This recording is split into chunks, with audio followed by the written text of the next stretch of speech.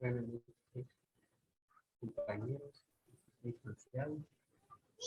Nos corresponde hablar del tema de ingresos de actividades ordinarias procedentes de contratos urgentes, enfocados en la ley número 15. Somos grupo número 2.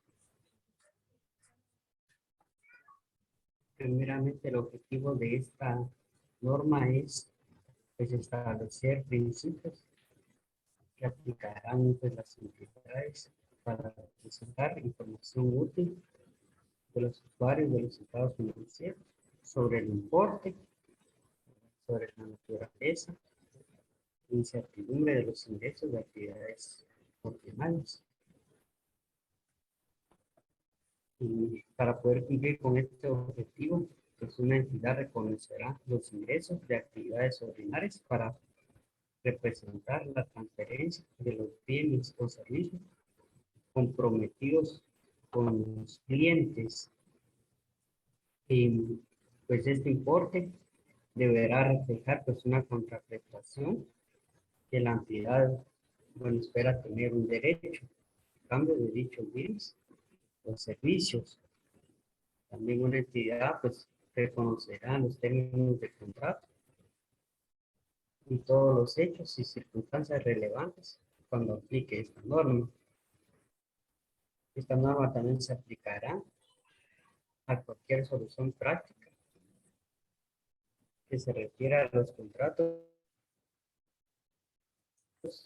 con características similares y en circunstancias parecidas. Vamos a seguir con representación. El alcance. Pues una entidad implicará esta norma cuando se refiere a los contratos con clientes. Se efectúa pues cuando es contrato de arrendamiento, en lo cual van enfocados a la NIF 16, o los contratos de seguro, o instrumentos financieros y otros derechos y obligaciones contractuales, refiriéndose a la NIF número 9, intercambios no monetarios entre entidades de la misma línea de negocio. Vamos a seguir con nuestra presentación. Bueno, estamos hablando de contratos. Ahora le vamos a dar una definición a lo que es un contrato. Y un contrato, pues es un acuerdo entre dos o más partes que crea derechos y obligaciones exigibles. Para reconocer un contrato, pues se deben de cumplir con ciertos criterios. Y entre ellos, que el contrato pues sea aprobado, ya sea por medio escrito u oralmente. También tiene otra premisa, que la entidad pues debe identificar los derechos de cada parte con respecto a los bienes o servicios a transferir. Como tercer elemento, pues para que se dé un contrato también debe de existir condiciones de pago con respecto a los bienes o servicios que se quieren transferir. Como cuarto punto, pues también tenemos que el contrato pues debe ser comercial. Como quinto punto, también para que se identifique como un contrato, pues debe de ser probable que cobre la contraprestación a la que tiene derecho a cambio de los bienes o servicios que transfiera al cliente. Estos son 5 elementos para poder identificar un contrato entre dos partes, ¿verdad? Para la cual uno va a ser un derecho y para la otra parte pues va a ser una obligación. Algunos contratos pues pueden tener una duración fija y otras pueden modificarse.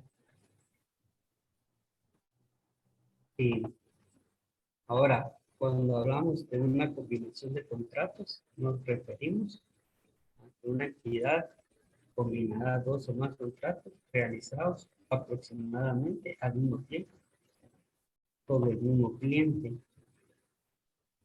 Esto se refiere a que pues va a cumplir con los siguientes criterios. Cuando los contratos se van a negociar como un paquete con un objetivo comercial único. También los bienes o servicios comprometidos en los contratos pues van a ser una obligación de desempeño.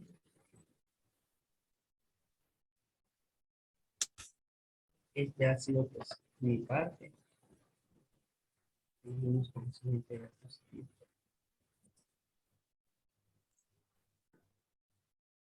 Buenas noches, compañeros, licenciado. Continuando con el tema, vemos las modificaciones del contrato. Una pequeña definición sobre qué son las modificaciones es que un contrato es un cambio en el alcance o en el precio o en ambos de un contrato que se aprueba por las partes. En algunos sectores industriales y jurisdicciones, las modificaciones de un contrato pueden describirse como una orden de cambio, una variación o una modificación.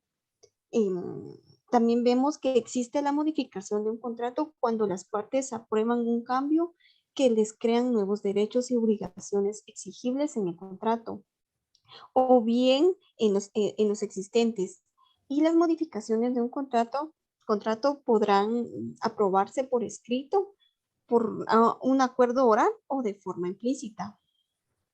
¿Qué quiere decir la forma implícita? Que son aquellos contratos que se hacen de forma voluntaria y son aquellos acuerdos no escritos y que no tienen normas, que son de normas informales.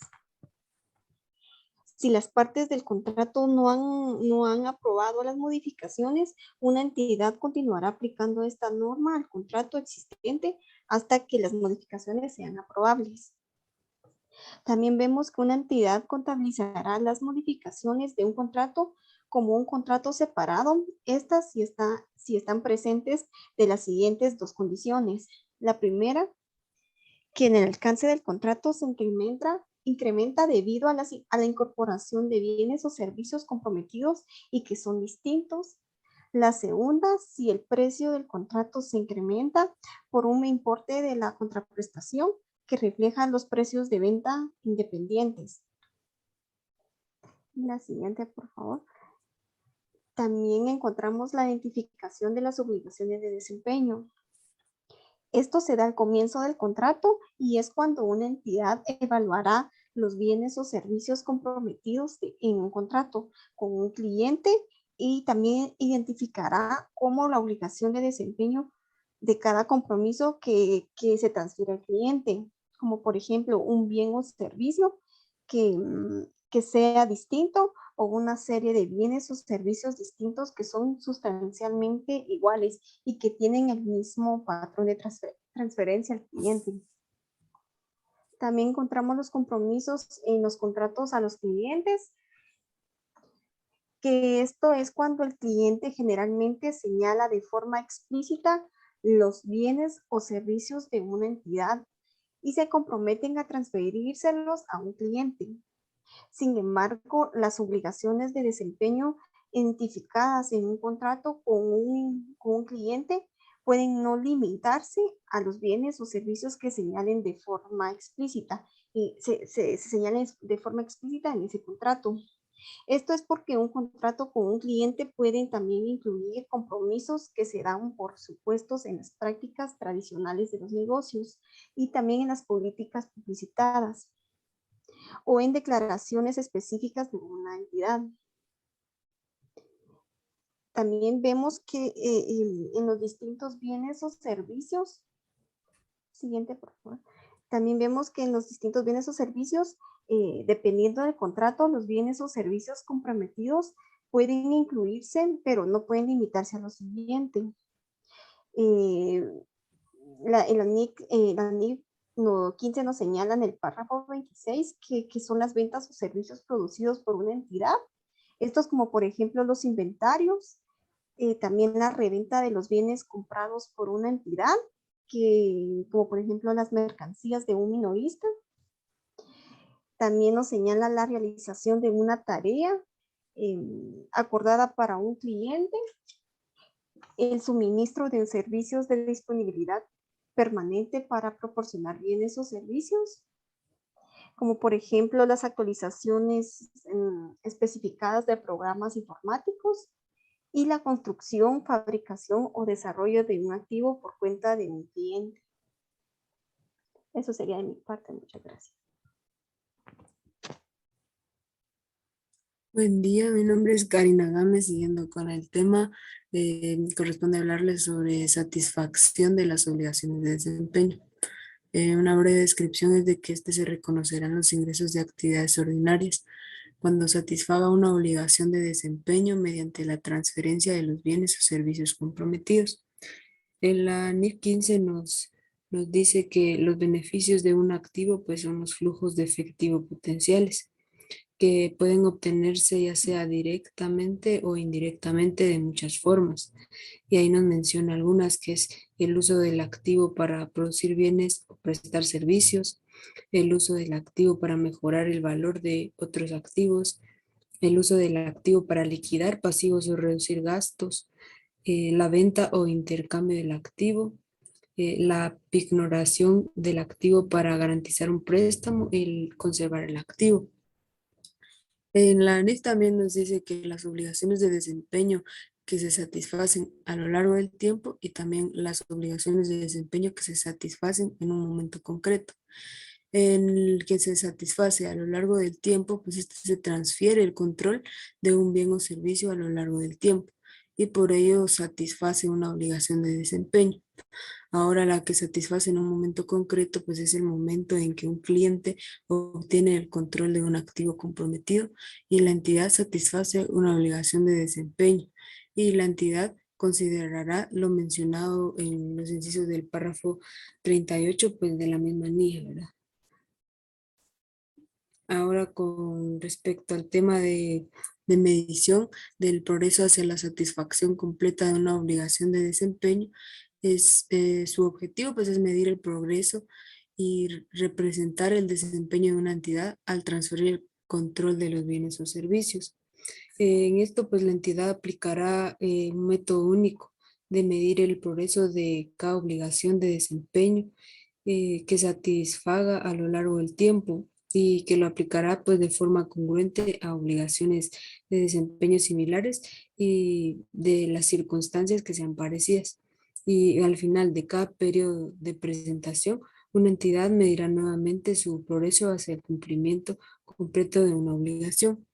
En ANIF nos menciona de dos métodos, que uno es método para medir el progreso y el otro es medidas razonables del progreso. En métodos para medir el progreso, nos dice que al aplicar este método, una entidad excluirá los bienes o servicios para los que no transfiera el control a un cliente. Y ahora en medidas razonables del progreso, en algunas circunstancias, como por ejemplo en las primeras etapas de un contrato, pues la entidad puede no ser capaz de medir razonablemente el cumplimiento de una obligación de desempeño, aunque la entidad espere recuperar los costos incurridos para satisfacer dicha obligación de desempeño. Y ahora también nos habla sobre medición, y en medición nos dice que cuando una obligación de desempeño pues se satisface, una entidad reconocerá como ingresos de actividades ordinarias el importe del precio de la transacción. Y ahora en determinación del precio de la transacción, nos dice que la entidad considerará todos los términos del contrato y sus prácticas tradicionales de negocio para determinar el precio de la transacción. Y el precio de la transacción pues es el importe de la contraprestación a la que una entidad espera tener el derecho o cambio de transferir los bienes o servicios. Ahora, en contraprestación variable, Si la contraprestación prometida en un contrato incluye un importe variable, pues la entidad estimará ese importe de la contraprestación a la cual la entidad tendrá derecho a cambio de transferir los bienes o servicios comprometidos con el cliente. La variabilidad relacionada con la contraprestación prometida por un cliente puede señalarse de forma explícita. Y la NIF nos dice que la contraprestación acordada pues es variable, y si existe alguna de las circunstancias, así como que el cliente tiene una expectativa válida de que surja de las prácticas tradicionales de negocios, políticas o declaraciones específicas de una entidad, aceptará un importe de contraprestación. Y ahora, otros hechos y circunstancias que indican que la intención de la entidad a realizar el contrato con el cliente, pues es la de ofrecerle una reducción en el precio. A continuación, con el tema mi compañera. Buen día, compañeros. Buen día, licenciado. Continuando con el tema, esto es parte de la medición. Como mencionaba mi compañera, estos temas son prácticamente de la contraprestación. Para saber principalmente qué es una contraprestación, es un servicio o pago que una persona o entidad hace a otra correspondencia al que va a recibir o debe de entregar algún bien o servicio. En este caso tenemos tres fases que son el pasivo por reembolsos. Recordemos que un pasivo es una obligación, entonces nos habla lo que es una obligación y la cual se debe reembolsar. En la NIF 15, en su párrafo 55, nos menciona que una entidad reconocerá un pasivo por reembolso cuando ésta reciba contraprestaciones de un cliente que espera reembolsarle, ya sea toda o alguna parte de la contraprestación. Un pasivo por reembolso se mide también al importe de la contraprestación, al cual la entidad no espera tener derechos. El pasivo por reembolso se actualizará al final de cada periodo de presentación para tener en cuenta los cambios que haya tenido durante las circunstancias.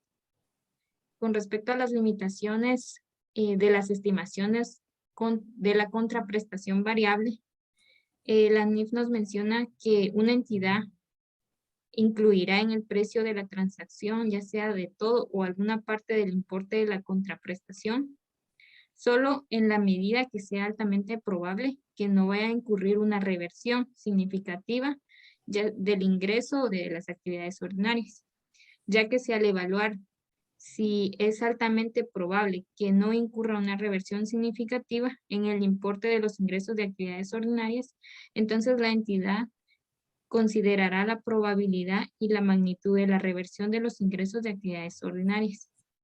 Los factores que pueden incrementar la probabilidad o la magnitud de la reversión de los ingresos son los siguientes. En el importe de la contraprestación es altamente sensible a factores que están fuera de la influencia de la entidad. Las incertidumbres sobre el importe de la contraprestación. También la experiencia de la entidad con tipos similares de contratos limitadas o de experiencia que tiene un valor predictivo limitado. El contrato tiene un gran número y amplio rango de importes de contraprestación posibles. Cuando también nos menciona sobre las nuevas evaluaciones de la contraprestación variable. Nos menciona en el párrafo 59 que al final de cada periodo de presentación, una entidad actualizará el precio de la transacción estimando fielmente las circunstancias que existen al final de cada periodo de presentación. Durante los periodos de presentación, la entidad contabilizará los cambios en los precios de las transacciones acordadas. Siguiente diapositiva. En esta parte nos menciona que sobre la contraprestación distinta al efectivo. Eso lo podemos encontrar en el párrafo 66 de la NIF 15 y nos menciona que para la entidad para determinar el precio de la transacción para contratos en los que un cliente se compromete con una contraprestación en una forma distinta al efectivo, entonces la entidad medirá la contraprestación al valor razonable. Con respecto a la contraprestación pagadera a un cliente, la contraprestación pagadera a un cliente incluye importes de efectivo que una entidad paga o espera recibir del cliente. La contraprestación pagadera al cliente incluye créditos u otros elementos. Una entidad contabilizará la contraprestación pagadera al cliente como una reducción del precio de la transacción y por ello los ingresos de actividades ordinarias menos el pago al cliente sea a cambio de un bien o servicio distinto. Siguiente diapositiva. Después tenemos que la contraprestación entonces recibe una asignación del precio de la transacción a las obligaciones de desempeño. En esta parte, pues el objetivo principal es que la entidad distribuya el precio de la transacción a cada obligación de desempeño por un importe que represente la parte de la contraprestación. Es decir, que se determine el comienzo, cuando se determina al comienzo del contrato. Tenemos 3 clasificaciones. Entre ellas tenemos el precio relativo de la venta independiente. En esta parte nos menciona el párrafo 76 de la NIF 15 que se debe asignar un precio a la obligación de desempeño como si fuera proporcionada independientemente a un tercero.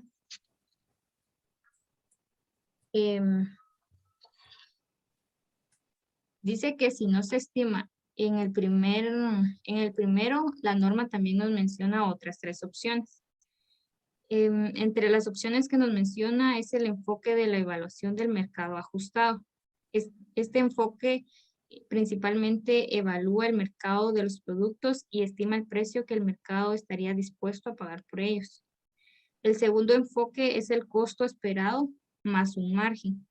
En este enfoque, lo que la entidad espera es proyectar los costos para satisfacer una obligación de desempeño y luego añadir un margen apropiado para el bien o servicio. Y hay un tercer enfoque que es el enfoque residual. Es que la entidad debe de indicar el precio de la transacción menos la suma de los precios de venta observables de los otros bienes o servicios comprometidos. Con respecto a la asignación de descuento, una entidad asignará un descuento ya sea en su totalidad o a una o más, pero no a todas las obligaciones de desempeño del contrato si se cumplen todos los criterios siguientes. La entidad vende regularmente a cada bien o servicio distinto del contrato de forma independiente. Si la entidad también vende regularmente de forma independiente uno o varios grupos de bienes o servicios con descuento sobre los precios de venta independientes a los bienes o servicios de cada grupo. Y tercero, si el descuento atribuible a cada grupo de bien o servicio es sustancialmente el mismo descuento del contrato que se desglose de los bienes o servicios de los grupos que proporcionan la evidencia para la obligación de desempeño. Con respecto a la asignación de la contraprestación variable, la entidad se compromete que en el contrato puede atribuirse al contrato en su totalidad o a una parte específica del mismo de las siguientes formas. Ya sea a una o más partes del contrato, pero no a todas. Las obligaciones de desempeño del contrato pueden estar suspendidas a que una entidad transfiera ya sea un bien o servicio dentro del periodo especificado.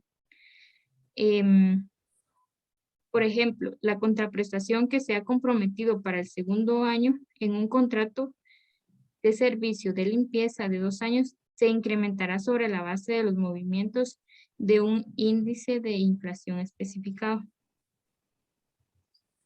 Nos menciona también que una entidad asignará un importe variable en los cambios posteriores en su totalidad a una obligación de desempeño o a un bien o servicio distinto al que forma parte de una obligación de desempeño, ya sea para que cumpla los siguientes criterios, en los términos de pago variable o en la distribución del importe variable de la contraprestación. Cuando hablamos de los cambios en el precio de la transacción, estamos hablando en el párrafo 87 de la NIF 15, que después del comienzo del contrato, el precio de las transacciones tienden a cambiar, ya sea por varias razones. Estas incluyen las resoluciones de sucesos inciertos u otros cambios en circunstancias que modifiquen el importe de las contraprestaciones a las que la entidad espera tener derecho a cambio de bienes comprometidos. Nos menciona también que una entidad asignará a las obligaciones de desempeño del contrato los cambios posteriores en el precio de la transacción sobre la misma base que comienza el contrato. Eso sería todo por mi parte. Muchas gracias por su atención.